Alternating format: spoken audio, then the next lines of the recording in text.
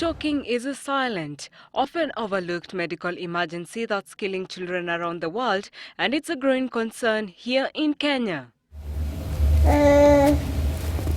This young couple, who are blessed with healthy twins in the month of October last year, were a happy, bubbly family. It didn't at any one time occur to them that they will at one time lose one of their pair of twins through food choking. I had twins, Temane and Tamara. Temane is here playing.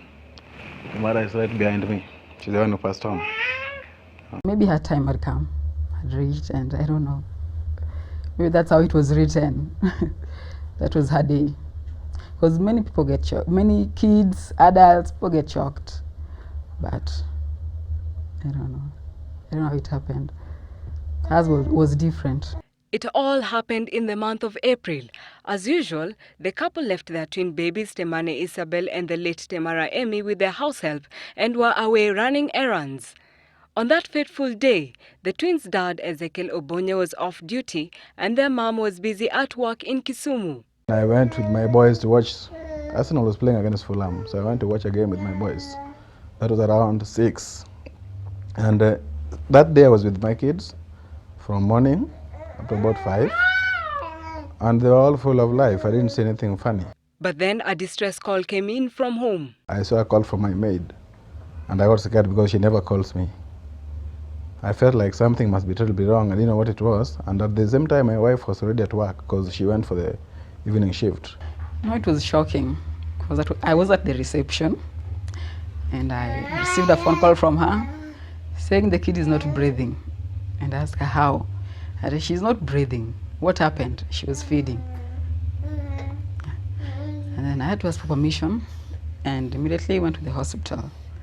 So when I reached the hospital, I just found my kid dead and there was food coming from the rooms. Despite hurrying to the hospital, the doctor broke the sad news to them that the baby was no more.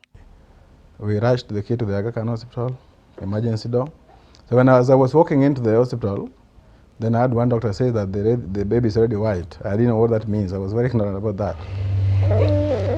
Medics say that there is a chance that one can save a child who's choking in a span of 6 minutes if the right measures are taken. So when that happens, if it is either prolonged inability to take in air or a complete inability to take in air, that can lead to something called asphyxia. And ultimately it can lead to something called anoxia. And what happens is that between 0 to 4 minutes without oxygen, you may have a chance of brain damage. Dr. James Kisia, a medical practitioner at the Kenya Red Cross Society, says that children are often vulnerable when being fed and one has to take care especially on the positioning of the baby. In case the airway is obstructed by food, one has to perform this procedure. You would put them in a position that is face down, support the head, and make sure that the head is lower than the body.